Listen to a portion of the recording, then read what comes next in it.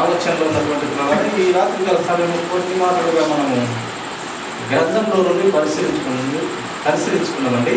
ప్రతిరోజు కూడా కొన్ని మాటలు మనము జీవ గ్రంథంలో నుండి మనము ధ్యానిస్తూ పరిశీలించడమే కాదు, ధ్యానించడమే కాదు, వాటి ప్రకారం నడుచుకునే బిడ్డలుగా ఉండాలని దేవుడు కోరుకున్నాడు కనుక అలాంటి ఆలోచన కలిగిన దేవుడికి ఇష్టమైన బిడ్డలుగా ఉండాలని కోరుకున్నాడు కనుక అట్టి స్థితిలో మనం పరిశుద్ధ ఆత్మ దేవుడి శక్తి పొందుకొని మెరుగుతుంటామని చూపించిన అందరికీ మరొక హృదయపూర్వక కలిగిన వందనాలు. గ్రంథంలో నుండి మత్తయి సువార్త 14వ అధ్యాయము 13వ వచనం మరొకసారి చదువుతున్నామండి. యేసు ఆ సంగతి విని దోణి ఎక్కి అక్కడ నుండి అరణ్య ప్రదేశములకు ఏకాంతంగా వెళ్ళెను. జన సమూహంలో ఆ సంగతి విని పట్టణముల నుండి కాలినడకను ఆయన వెంట వెళ్ళిరి. యేసుక్రీస్తు ప్రభువారిని వెంబడించినటువంటి 5 రకముల మనుషుల గురించి ఈ యొక్క దినం కొన్ని మాటలు మనము జీవ గ్రంథంలో నుండి ఆయన నోటి మాటలుగా పరిశీలిస్తామండి. యేసుక్రీస్తు ప్రభువారిని వెంబడించినటువంటి 5 రకముల మనుషులు. మొట్టమొదటిగా తిండి కోసం వెంబడించిన వారు బైబిల్ గ్రంథంలో ఉన్నారు. అనగా ఆయన ఎక్కడ సభలు పెట్టినా, అనగా ఎక్కడ ఆయన వాక్యము పరలోక తండ్రి ఆలోచన విధానాన్ని బయలుపరుస్తున్న ఆ యొక్క జన సమూహంలో తిండి కోసం వచ్చేవారు కూడా వచ్చారని లేఖనం మనకు బయలుపరుస్తుంది. అలాగే కొంతమంది తిండి కోసం వచ్చినట్లుగా, రెండవదిగా అద్భుతములు చూచుటకు వెంబడించిన వారుగా, అలాగే మూడవదిగా స్వస్థత ఆరోగ్యం కొరకు ప్రభువును వెంబడించినటువంటి వారుగా ఉన్నారు. రకరకాలైనటువంటి జనము, 5 రకాల జనములుగా మనం చూస్తాము. 4వదిగా బోధ తప్పు పట్టడానికి వెంబడించిన వారు కూడా ప్రభు దగ్గర ఉన్నటువంటి వారుగా ఉన్నారు. అలాగే యేసును మనస్ఫూర్తిగా నమ్మినటువంటి వారు కూడా, వెంబడించినటువంటి వారు కూడా ఉన్నారు. ఇలాగా 5 రకములైనటువంటి ఈ యొక్క జనాలు, మనుషులు మనము బైబిల్ గ్రంథంలో చూడగలుగుతాం. ప్రియమైన వారులారా, తిండి కోసము, అద్భుతములు చూసేదాని కోసము, స్వస్థత ఆరోగ్యం కోసము, బోధ తప్పు పట్టడానికి, యేసయ్య బోధ తప్పు పట్టడానికి వచ్చేవారు, వెంబడించేవారు. అలాగే చివరిగా 5వ జనమైనటువంటి మనుషులు యేసును మనస్ఫూర్తిగా నమ్మినటువంటి వారు. మొట్టమొదటిగా తిండి కోసం వచ్చినటువంటి వారుగా మనం ఈ లేఖన భాగాల్లో చూస్తాం. మత్తయి సువార్త 14:13 వచనం మరొకసారి చదువుకున్నాము. యేసు ఆ సంగతి విని దోణి ఎక్కి అక్కడ నుండి అరణ్య ప్రదేశంలో ఏకాంతంగా వెళ్ళాను. ఆయన అక్కడ నుండి ఏకాంతంగా ఒక అడవి ప్రాంతంలోకి వెళుతున్నప్పుడు జన సమూహములు అంట చూడండి. జన సమూహములు ఆ సంగతి విని పట్టణముల నుండి కాలినడకన ఆయన వెంట వెళ్ళి, అందరూ ఆయన వాక్యం వినాలి, లేక ఆయన ప్రకారం నడవాలి, ఆయన చిత్తంలో ఎదగాలనే ఉద్దేశంతో అయితే రాలేదు. కొందరు తిననీకి వచ్చారు, కొందరు అద్భుతాలను చూడనీకి వచ్చారు, కొందరు ఆరోగ్యము స్వస్థత కోసం వచ్చారు, కొందరు ఆయన ఏం మాట్లాడితే తప్పు పట్టనీకి వచ్చారు, కొందరు మటుకు మనస్ఫూర్తిగా విన్నదాని ప్రకారం నడుచుకునే జనాలు లేక మనుషులు వచ్చినట్టుగా మనం చూస్తాం. ఇక్కడ ఆ సంగతుల్ని కాలినడక ఆయన వెంట వెళ్ళినట్టుగా మనం చూస్తాము. దైవ గ్రంథంలో వ్రాయించినటువంటి మాట, మరొక మాట, దేవుడు కొంతమంది తిననీకి ఆయన దగ్గరికి పరిగెత్తుకుంటూ వచ్చేవారు. ఎందుకంటే ఆయన మంచి భోజనము, రొట్టెలు, చేపలు, అలాగే తక్కువ రొట్టెలు, తక్కువ చేపలతో ఇంతమందికి పెంచి పెడుతుంటారు. కడుపు నిండా తినొచ్చు అనే ఉద్దేశంతో కూడా వస్తుంటారు. ఇలాంటి జనాన్ని మనము బైబిల్ గ్రంథంలోనే యేసుక్రీస్తు ప్రభు వారే తెలియపరిచినటువంటి వారిని మనము చూడగలం. ప్రియమైన వారుగా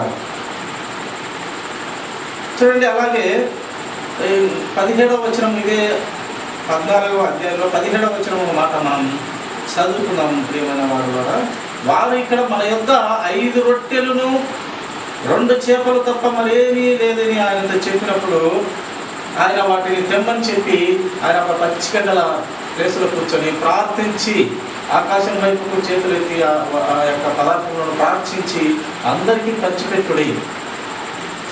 పంతులుగా కూర్చుని కట్టి ఫస్ట్ ఏం చేసినాడు దేవుడు? దేవుని పిల్లలు, శిష్యులు పంతులుగా కూర్చోబెట్టి, చక్కగా కూర్చోబెట్టి పంచండి అని ప్రభువు చెప్పిన మాట ప్రకారము మొట్టమొదటిగా క్రమశిక్షణగా కూర్చోబెట్టి అక్కడ పంచిపెట్టినట్టుగా మనం చూస్తాం. క్రమశిక్షణ చాలా ముఖ్యమైన వారు. కనుక తక్కువ రొట్టెలు, తక్కువ చేపలతో అంతమంది జనానికి వాళ్ళు పంచిపెట్టినట్టుగా మనము లేఖన భాగంలో చూస్తాం. ప్రియమైన దేవుని వారు, చూడండి మరొక లేఖనము మనము చూస్తాము. వారందరూ తిని తృప్తి పొందిన తర్వాత మిగిలిన ముక్కలు 12 గంపల నిండా ఎత్తిరి. స్త్రీలను కాక తినిన వారు ఇంచుమించు 5,000 మంది పురుషులు ఉన్నట్టుగా మనము ఇక్కడ చూస్తాం. 2 చేపలు 5 రొట్టెలు 5,000 మందికి. పిల్లలు స్త్రీలు కాక ఓన్లీ పురుషులు మాత్రమే. చిన్నపిల్లలు స్త్రీలు కాక 5,000 మంది ఆయన పంచగలుగుతూ వచ్చినారు. వారిలో తిండి కోసమే వచ్చినటువంటి జనం కూడా ఉన్నారు. ప్రియమైన వారు, ఇలాంటి జనాలు సమాజంలో ఉండగలుగుతూ ఉన్నారు. చూడండి మరొక లేఖనం, ఇదే లేఖనంలో మనం చూస్తాము. 15వ మత్తయి వార్త 15వ అధ్యాయము 32వ వచనం మాట మనం చదువుకున్నామండి.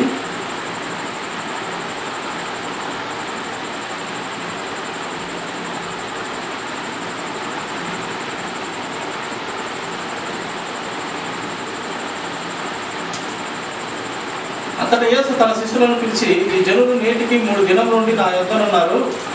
వారికి తిననేమీ లేదు కనుక వారి మీద కనికరపడుచున్నాను. వారు మార్గంలో మూర్ఛపోదురేమో అని వారిని ఉపవాసముతో పంపివేయుటకు నాకు మనస్సు లేదని వారితో చెప్పగా, ఆయన శిష్యులు ఇంత గొప్ప జన సమూహములకు తృప్తిపరచుటకు కావలసిన రొట్టెలు అరణ్య ప్రదేశంలో మనకు ఎక్కడ దొరకవచ్చునని ఆయనతో అని. యేసు, మీ యొద్ద ఎన్ని రొట్టెలు ఉన్నవి వారిని అడగా, వారు 7 రొట్టెలను కొన్ని చిన్న చేపలను ఉన్నవని చెప్పినారు. అప్పుడు ఆయన నేల మీద కూర్చుండుడని జన సమూహమునకు ఆజ్ఞాపించి ఆ 7 రొట్టెలను ఆ చేపలను పట్టుకొని కృతజ్ఞతాస్తుతులు చెల్లించి వాటిని విరిచి తన శిష్యులకు ఇచ్చను. శిష్యులు తన జన సమూహమునకు వడ్డించి వారందరూ తృప్తి పొందిన మీదట మిగిలిన ముక్కలు 7 గంపల నిండా ఎత్తి. స్త్రీలను పిల్లలను కాక తినిన వారు 4,000 మంది పురుషులు. ఇక్కడ 4,000 మంది పురుషులు. కనుక దేవుడు ఇలాగో అద్భుత కార్యములు చేస్తూ ఉన్నప్పుడు ఆ తిండి విషయంలో అద్భుత కార్యమే. 2 చేపలు 5 రొట్టెలు లేక 7 రొట్టెలు కొన్ని చిన్న చేపలతో అంతమందికి పంచడం అంటే అద్భుతమే. ఈ అద్భుతం చూసేదానికి కొంతమంది, తినేదానికే కొంతమంది, ఆయన ఏమి మాట్లాడితే తప్పు పట్టేదానికి కొంతమంది, అలాగే మనస్ఫూర్తిగా ప్రభువును అంగీకరించేవారు కొంతమంది స్వస్థత ఆరోగ్యం కొరకు మాత్రమే వచ్చేవారు కొంతమంది. ఈ 5 మందిలో చూడండి, ప్రభువు కోసము యేసును మనస్ఫూర్తిగా నమ్మినటువంటి వారు ఆయన శిష్యులుగా మనం చూస్తాం. ప్రియమైన వారు, మిగతా వారందరూ ఆరోగ్యం కోసము, బోధ తప్పు పట్టేదాని కోసము, అలాగే స్వస్థత కోసము, అద్భుతము చూసేదాని కోసము, తిండి కోసము వచ్చినట్టుగా మనం చూస్తాము. శిష్యులు మాత్రమే ఆయనను అర్థం చేసుకుంటూ, ఆయన కోసం ప్రాణాలు పెట్టేంతగా వాళ్ళు అర్థం చేసుకుంటూ వచ్చారు మన ప్రభువు వారిని. చూడండి ఒక మాట, ఫిలిప్పీలు రాసినటువంటి పత్రిక 3వ అధ్యాయము, ఫిలిప్పీ 3వ అధ్యాయము మాట మనం చదువుతున్నామండి. నాశనమే వారి అంతము, వారి కడుపే వారి దేవుడు. వారు తాము సిగ్గుపడవలసిన సంగతులు ఎంతో అతిశయపడుచున్నారు, భూ సంబంధమైన వాటి అన్ని మనసు ఉంచుతున్నారు. ఈ యొక్క తిండి కోసం వచ్చినటువంటి వారు అద్భుతములు చూసేదానికి వచ్చినటువంటి వారు, స్వస్థత ఆరోగ్యం కోసం వచ్చినటువంటి వారు, బోధనే తప్పుపట్టేటువంటి వచ్చినటువంటి వారుగా ఏ ఉద్దేశంతో ఉన్నారంటే వారు ఈ లోక సంబంధమైన ఆశలుగా ఉంటూ వస్తూ ఉన్నారు. ఈ లోక సంబంధమైనది తన కోసం, తన స్వస్థత కోసం, తన కడుపు నింపుకునే దానికోసం, తన ఆరోగ్యం బాగుండాలని, స్వస్థత పొంది ఆరోగ్యంగా ఉండాలని, అలాగే కొంతమంది ఆయన బోధనే తప్పుపట్టేదానికి, ఇలాగా కొంతమంది తినేదానికి, ఇలాగా దేవుని యొద్దకు వస్తున్నటువంటి జనాన్ని మనము గ్రంథంలో చూడగలుగుతూ ఉన్నాం. ఎలా ఉండమంటుంది దేవుని వాక్యము?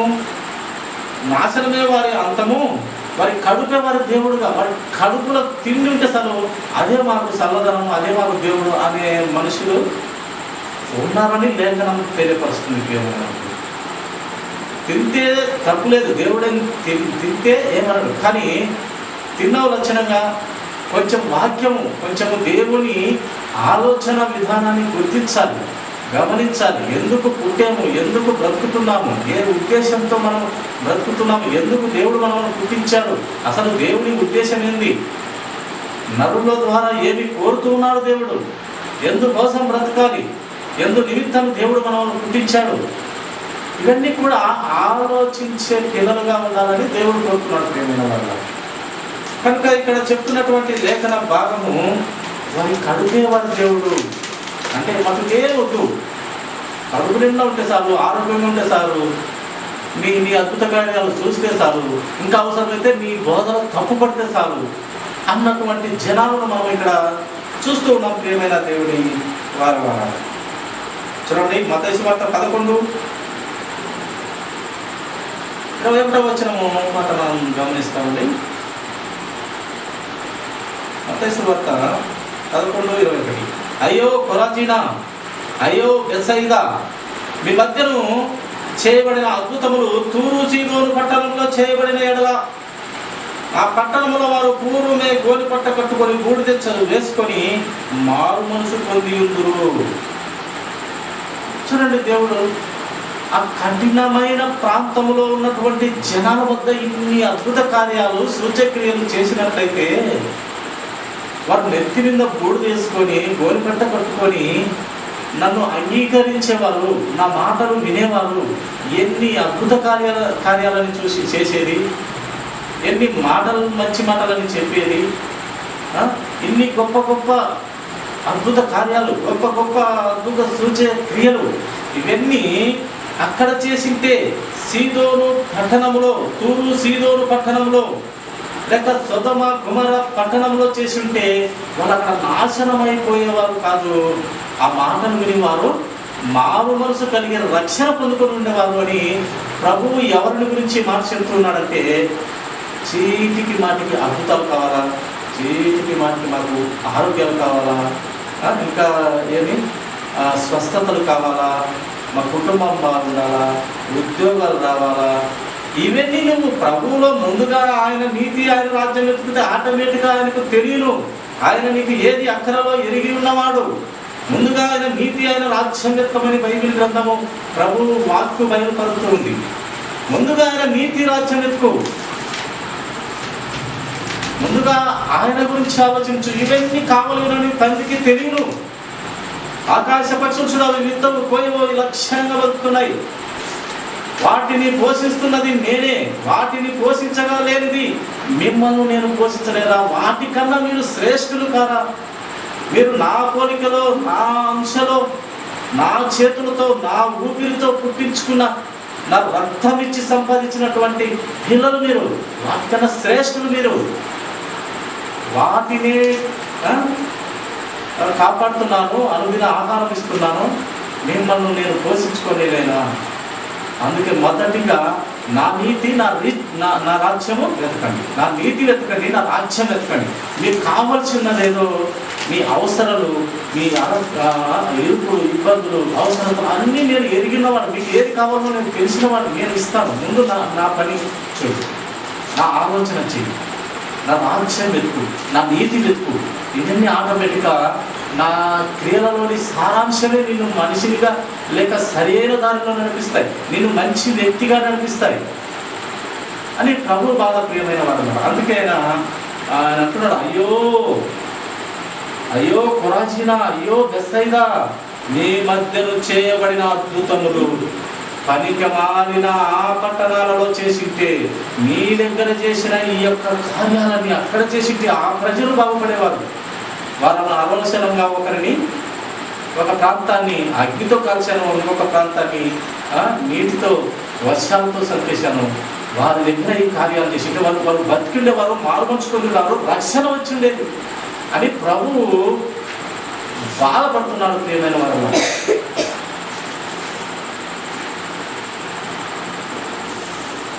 చూడండి 9:33 అధ్యాయం కూడా మాట మనం చూస్తాము. మత్తయి సువార్త 9:33. దయ్యం వెళ్ళగొట్టబడిన తర్వాత మూగవాడు మాట్లాడగా జన సమూహంలో ఆశ్చర్యపడి, ఇశ్రాయేలులో ఈ రాబు ఎన్నడూ కనపడలేదని ఒప్పుకొని. మూగ దయ్యం కాదు ప్రియమైన వారిలాగా, దయ్యం పట్టినటువంటి వాడు మూగవాడు. దయ్యము వెళ్ళగొట్టగా అతను చక్కగా మాట్లాడుతూ మీరు గమనించినారు. అలాగే 34. అయితే పరిసయ్యులు ఏమంటున్నారు చూడండి, యేసు ప్రభు వారు గొప్ప అద్భుత కార్యం చేస్తే పరిసయ్యులు లేక శాస్త్రులు ఏమంటున్నారంటే, అయితే పరిసయ్యులు ఇతడు దయ్యముల అధిపతి వలన, దయ్యముల అధిపతి అంట, ఆ అధిపతి వలన దయ్యములను వెళ్ళగొట్టుచున్నాడని చెప్పింది. దయ్యముల అధిపతి అంట యేసుక్రీస్తు ప్రభువారు. దేవుడు శాస్త్రంలో పరిశీలన చేసుకున్న విధానం, దయ్యములకు అధిపతి అని మీరు అపార్థం చేసుకున్నట్టుగా మనము లేఖనంలో చూస్తాం. ప్రియమైన వారు, 32వ వచనం కూడా పై వాక్యం మనం చదువుతున్నాము. యేసును ఆయన శిష్యులను వెలుచుండగా కొందరు దయ్యం పట్టిన యొక్క మూగవాణి ఆయన ఎదురు తీసుకుని వచ్చింది. దయ్యం పట్టిన మూగవాణిని స్వస్థపరిచాడు. ఆ స్వస్థతలోనే ఒకే దెబ్బకు 2 పిట్టలు అన్నట్టు స్వస్థత జరిగింది, దయ్యము వెళ్ళగొట్టబడింది, అలాగే మూగవాడైన వాడు మాట్లాడగలుగుతూ వచ్చినాడు. ఆయన సర్వశక్తిమంతుడు.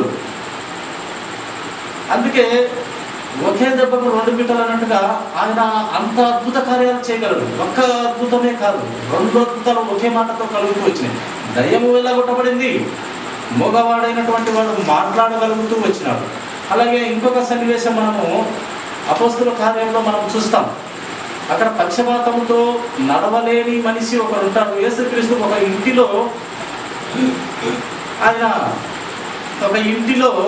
ఉన్నప్పుడు రద్దీగా ఉంటుంది. ఇంటి వాకిటి ద్వారా నుంచి ఒక వ్యక్తిని తీసుకొని, పక్షవాతంతో పడి ఉన్నటువంటి ఆ వ్యక్తిని తీసుకొని రావడానికి రద్దీగా ఉన్నందువల్ల, వెళ్ళుటకు అవకాశం లేనందువల్ల వాళ్ళు ఏం చేసినారంటే, ఆ ఇంటి పై భాగము ఆ కిటికీలో నుంచి తీసి మంచము 4 మనుషులు పట్టుకొని మంచం కిందికి కరెక్ట్గా ప్రభు ఆ ఇంటిలో వాక్యం చెప్తున్నటువంటి ఆ ఇంటిలోనికి కాళ్ళతో దించేసినప్పుడు అప్పుడు ప్రభు ఆశ్చర్యపడతాడు.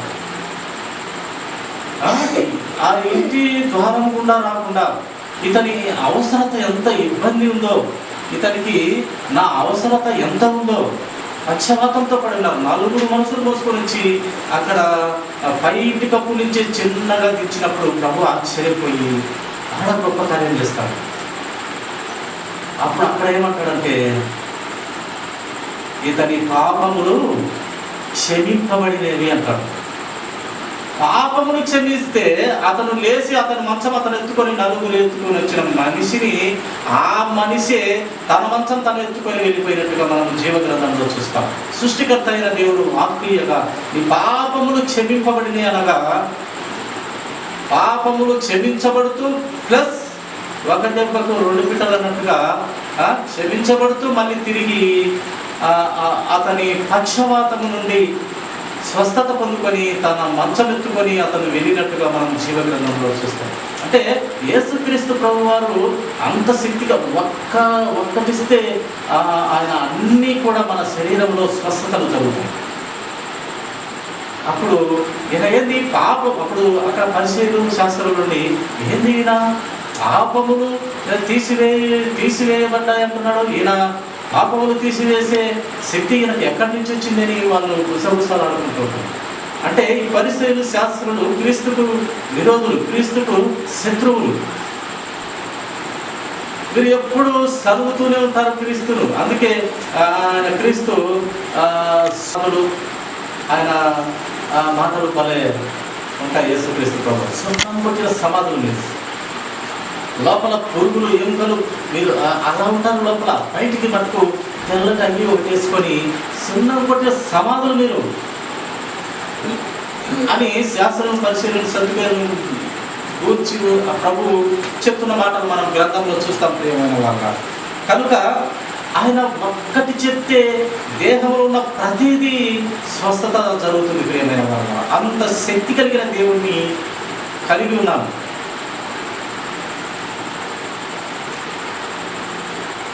అలాగే చూడండి లూకా సువార్త 17వ అధ్యాయము,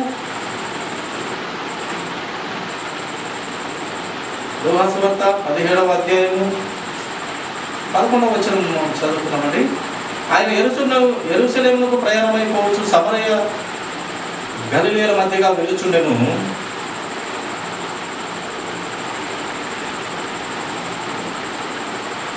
ఆయన యొక్క గ్రామంలోనికి వెలుచుండగా 10 మంది కుష్ఠరోగులు ఆయనకు ఎదురు వచ్చి దూరమున నిలిచి, యేసు ప్రభువా మమ్ము కరుణింపుమని కేకలు వేసింది.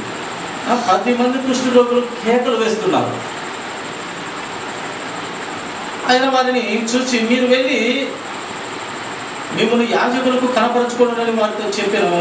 వారు వెళ్ళుచుండగా శుద్ధి లేరు. మీరు వెళ్ళి యాజకులకు కనపడని సాలు, ఒక్క మాట చెప్పాడంతే, వాళ్ళందరికీ స్వస్థత వచ్చింది, శుద్ధులైపోయినారు. 10 మంది కుష్ఠరోగులు సరే శుద్ధులైనారు, స్వస్థత జరిగింది, ఆనందంగా సంతోషంగా ఉంటూ వెళ్ళారు. అయితే ఆ 10 మందిలో ఒక్కరు మాత్రము ప్రభు దగ్గరికి రిటర్న్గా వచ్చి ఆయనకు సాష్టాంగపడి నమస్కారం చేసి కృతజ్ఞత తెలియపరచుకొని సంతోషపడి క్రీస్తు ప్రభు వారిని వెంబడించినట్టుగా మనము జీవగ్రంథంలో చూస్తాం. ఒక్కరికే కృతజ్ఞత కలిగింది. ఒక్కరినే బాగు చేసిన యేసయ్యకు కృతజ్ఞతగా వచ్చి కృతజ్ఞతలు తెలియపరచుకున్నాడు. నా రోగం మారింది అని సంతోషపడి ప్రభువుతో మాట్లాడి ప్రభువు వెంబడించినట్టుగా మనం చూస్తాం. అప్పుడు ప్రభు అంటాడు, స్వస్థత అయింది 10 మంది కదా, ఒక్కరు వచ్చినాడు, మిగిలిన 9 మందులు ఎక్కడ? వాళ్ళు ఎక్కడ అంటే వాళ్ళు మొదటిగా మనం చదువుకున్నటువంటి 2వ భాగంలో అద్భుతములు చూచుటకు లేక స్వస్థత ఆరోగ్యం కొరకు వెంబడించినటువంటి వాళ్ళు యేసయ్యను మనస్ఫూర్తిగా అంగీకరించేవారు కాదు. ఒక్కరు మాత్రమే అంగీకరించినట్టుగా కృతజ్ఞత తెలిపినట్టుగా మనం గ్రంథంలో చూస్తాం. ఇలాగ యేసు క్రీస్తు ప్రభు వారి వెంట ఈ యొక్క 5 రకాల జనములు, 5 రకాల మనసులు తిరిగినట్టుగా వెంబడించినట్టుగా మనం చూస్తాం. ప్రియమైన వారు, తిండి కోసము, అద్భుతముల కోసము, స్వస్థత కోసము, ఆరోగ్యం కోసం, బోధ తప్పుడు పట్టేదాని కోసము కొంతమంది మనస్ఫూర్తిగా ప్రభువుని నమ్మి విశ్వసించేదాని కోసం కొంతమంది ఇక 5 రకాలుగా ప్రభువును వెంబడించినట్టుగా మనం చూస్తాం. కనుక శుద్ధులైనారు, కానీ ఒక్కరు మాత్రమే ప్రభువు దగ్గరికి వచ్చి కృతజ్ఞత తెలుపుతున్నారు. కృతజ్ఞత ఉండాలి ప్రియమైన వారులారా. ఒక వ్యక్తి ఎవరైనా సహాయం చేస్తే కనీసం పెన్ను సంతకం చేసుకొని ఒక బ్యాంకు లేకపోతే పెన్ను ఉండదు టయానికి. ఈ జాగ్రత్త లేని మనుషులు ఏం చేస్తారంటే పెన్ను జోలు పెట్టుకోరు, అదనంగా ఆ గ్యాసు ఆ పాస్బుక్ తీసుకొని పోతారు, కానీ పెన్ను పెట్టుకోరు. ఆడిపోయి వాళ్ళని వీళ్ళని అడుగుతుంటారు. సరే వాళ్ళని అడిగే సంతకం పెట్టించి ఆ థ్యాంక్స్ అని చెప్పేస్తాను. ఆ పెన్ను ఒక సంతకం పెట్టించి ఇచ్చినందుకే థ్యాంక్స్ చెప్తాం, కానీ ఒంటిలో పాపము తీసివేసి, అలాగే పాపము తీసివేసి ఆరోగ్యము స్వస్థత ఇచ్చే చిన్న థ్యాంక్స్ చెప్పలేని జనాలు యేసుక్రీస్తు ప్రభు వారిని వెంబడించినట్టుగా మనం గ్రంథంలో చూస్తాం. అంటే అటువంటి జనాలు ప్రభువును కూడా వెంబడించినట్టుగా, స్వస్థత కోసమే, ఆరోగ్యం కోసమే ప్రభువును వెంబడించినట్టుగా, తిండి కోసమే వెంబడించినట్టుగా, ఆరోగ్యం కోసమే వెంబడించినట్టుగా, అద్భుతముల కోసమే వెంబడించినట్టుగా, ఆయన బోధ తప్పుపట్టేదానికి వెంబడించినట్టుగా, కానీ ఆయన శిష్యులు మాత్రం, అపోస్తలుడు మాత్రం క్రీస్తు మనస్ఫూర్తిగా ప్రభువును నమ్మినటువంటి వారుగా వెంబడించినట్టుగా మనము గ్రంథంలో చూస్తాం. ప్రియమైన దేవుని వారు చూడండి, లూకా సువార్త 20వ అధ్యాయము 20వ అధ్యాయము మొదటి వచనం నుండి చదువుకున్నామండి. ఆ దినములలో ఒకనాడు ఆయన దేవాలయంలో ప్రజలకు బోధించుతూ సువార్తను ప్రకటించుతున్నప్పుడు ప్రధాన యాజకులను, శాస్త్రులను, పెద్దలతో కూడా ఆయన మీదికి వచ్చి, నీవు ఏ అధికారం వలన ఈ కార్యం చేయుచున్నావో, ఈ అధికారం నీకెవడు ఇచ్చానో మాకు చెప్పుమని ఆయనను అడిగింది. చూడండి, ఈ శాస్త్రులు, ఈ పరిశీలు, వీళ్ళకి అదే పని. యేసుక్రీస్తు ప్రభు వారిని తప్పు పట్టేదానికే ఈ యొక్క మీరు మాటలు ఉంటాయి ప్రియమైన వారు. అందుకు ఆయన, నేను మిమ్మల్ని ఒక మాట అడుగుదును, అది నాతో చెప్పుడు. యోహాను ఇచ్చిన బాప్తిసం పరలోకం నుండి కలిగినదా లేక మనుషుల నుండి కలిగినదా అని వారిని అడుగుగా, వారు మనం పరలోకం నుండి కలిగినది అని చెప్పిన ఎడల, అలాగైతే మీరు ఎందుకు అతను నమ్మలేదని ఆయన మనల్ని అడుగును. అలాగే మనుషుల వలన కలిగినదని చెప్పిన ఎడల ప్రజలందరూ మనల్ని రాళ్ళతో కొట్టుదు. మనుషుల వలన కలిగిందంటే ప్రజలందరూ రాళ్ళతో కొట్టుడు. ఎందుకు వచ్చిన గొడవ? ఈ రెండు కాదని చెప్పేస్తే సరిపోతుంది. కానీ ఏదైనా యోహాను ప్రవక్త అని అందరూ రూఢిగా నమ్ముతున్నారని తమలో తాము ఆలోచించుకొని, అది ఎక్కడి నుండి కలిగినదో మాకు తెలియదని అనుకొని ఉత్తరించారు. ఆయన ప్రవక్త అయినా గ్రహించి ఎక్కడి నుండో ఆ యొక్క బాప్తిసము మనుషుల నుండి వచ్చిందా లేక పరలోకం నుండి వచ్చిందా మాకు తెలియదని చెప్పినప్పుడు, అప్పుడు ప్రభు ఏమడిగినాడు? ప్రభువును, నువ్వు ఈ గొప్ప కార్యాలు చేస్తున్నావు కదా, నీకు ఎవరు ఇచ్చారు ఈ అధికారం? నీకు ఎవరు ఇచ్చారు చేయగలుగుతున్నామని క్వశ్చన్ వేసినాడు. ఆ క్వశ్చన్ ఎందుకు ప్రభు ఈ క్వశ్చన్ వేసినప్పుడు, వీళ్ళు మాకు తెలియదు అన్నప్పుడు, అప్పుడు ప్రభువు కూడా ఏం చెప్పినాడంటే, అందుకు యేసు, ఏ అధికారం వలన ఈ కార్యంలో చేయుచున్నానో నేను నీతో చెప్పనని వారితో అని. వాళ్ళు చెప్పినట్టుగా ప్రభు కూడా చెప్పేవారు. వాళ్ళు చెప్పలేదు కాబట్టి యేసుక్రీస్తు ప్రభు వారు చెప్పినటువంటి క్వశ్చన్కి ప్రభు కూడా నేను కూడా చెప్పను అని చెప్పాడు. ఎందుకంటే వీరు ప్రభువును ఊరికే నామకాంతంగా వెంబడించి ఆయన బోధన తప్పు పట్టేదానికే వచ్చినటువంటి వారు, వెంబడించినటువంటి వారుగా మనము ఇక్కడ లేఖన భాగంలో చూస్తాం ప్రియమైన వారు. కనుక చూడండి, చివరిగా యేసును మనస్ఫూర్తిగా నమ్మినటువంటి వారు ఎలా ఉంటారంటే, మనము ఈ యొక్క లేఖన భాగంలో చూస్తాము.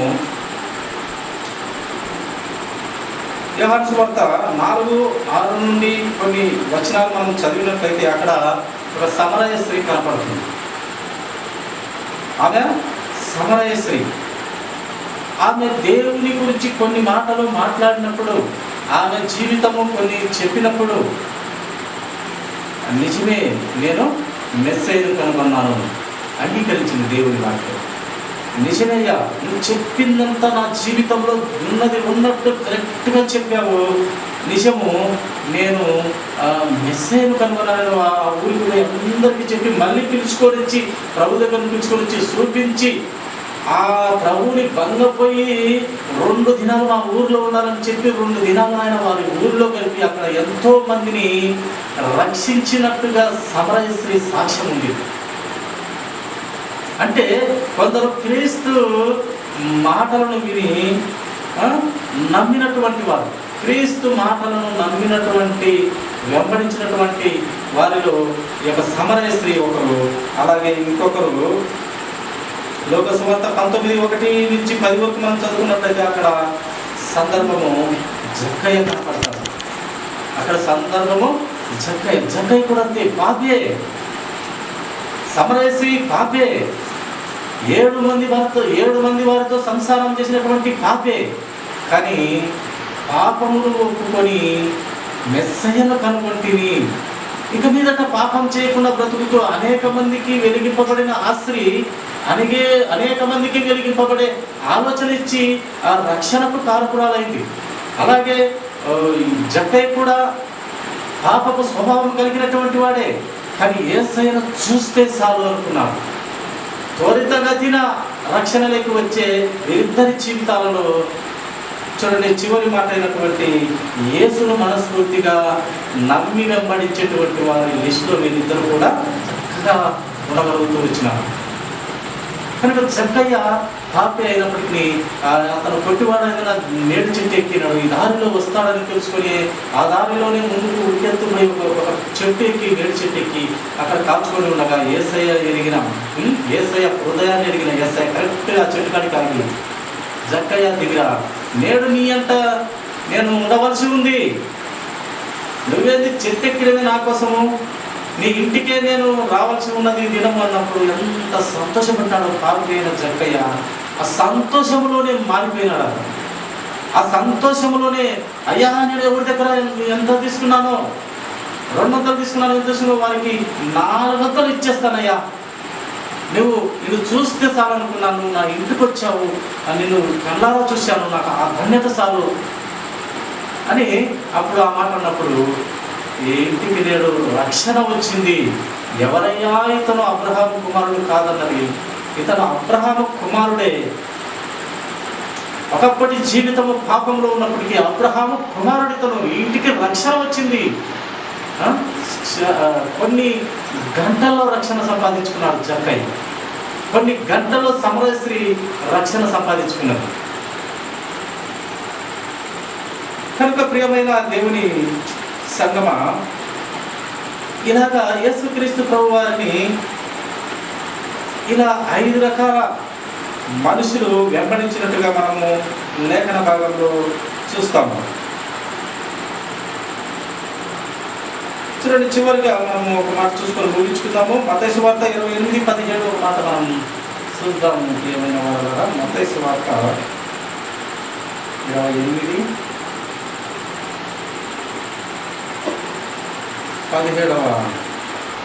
వచనం. వారు ఆయనను చూచి ఆయనకు మృతిగా కొందరు సందేహించింది. అయితే యేసు చెప్పారు. మార్కు సువార్త 2వ అధ్యాయము, చివరిగా మార్కు సువార్త 2వ అధ్యాయము 5-7 వచనాలు చూసుకున్నామండి. యేసు వారి విశ్వాసం చూసి, కుమారుడు నీ పాపములు క్షమించబడి ఉన్నవని పక్షవాయువు గల వారితో చెప్పాను. చూడండి, అతడు పక్షవాయువుతో వచ్చే పక్షవాయువు స్వస్థత ఇచ్చే సరిపోతుంది. పాపములు క్షమించబడినవి అని చెప్పినాడు ప్రభు. పాపములతో పాటు అతని శరీరంలో స్వస్థత, ఆరోగ్యం అన్నీ వచ్చేసినాయి. కనుక యేసుక్రీస్తు ప్రభు వారిని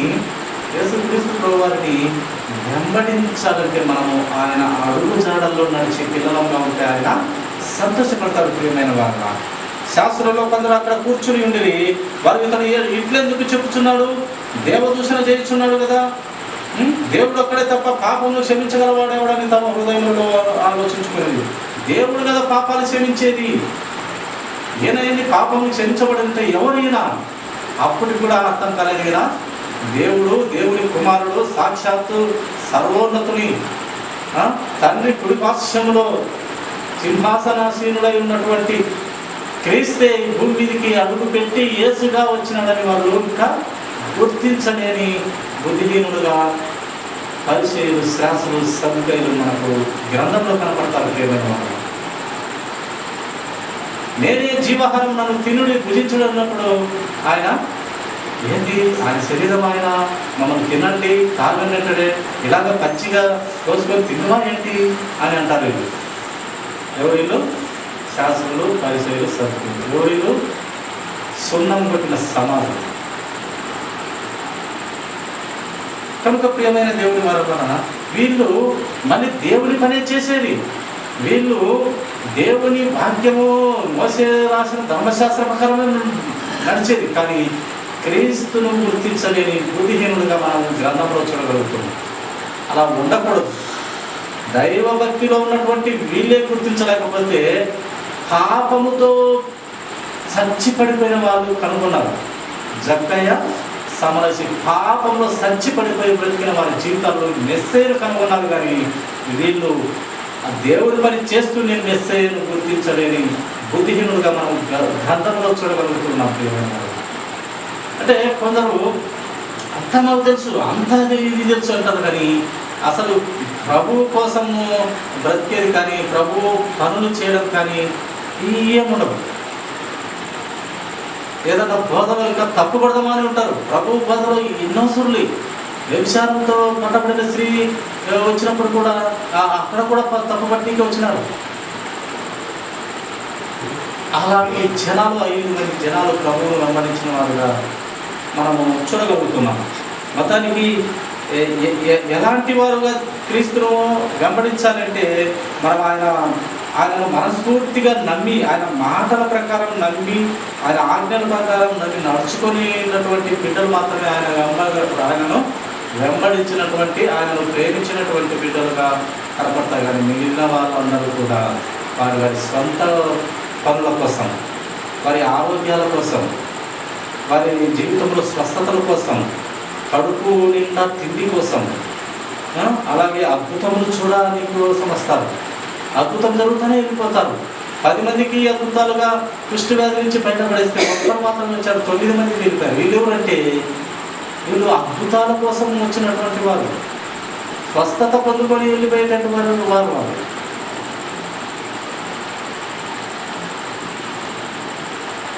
అలాగే బోధను తప్పు పట్టేటువంటి వారు కూడా వీళ్ళందరూ ప్రయోజనం లేని బ్రతుకులు, క్రీస్తు మాటలు ఉంటే క్రీస్తు కోసం బ్రతికే బిడ్డలుగా, క్రీస్తు మనస్ఫూర్తిగా అర్థం చేసుకొని నమ్మి ఆయనను వెంబడించే బిడ్డలుగా కావాలని ఆయన కోరుతున్నారు. కనుక అటు స్థితిలో దేవుడు ఆలోచనలు ప్రతి మనిషికి దేవుడు ఉంచునుగాక. దేవుడిని అర్థం చేసుకునే మనసు దేవుడు దయచేయునుగాక. కొద్ది మాటలు దేవుడు దీవించునుగాక. ఆలోచన చిన్న ప్రార్థన.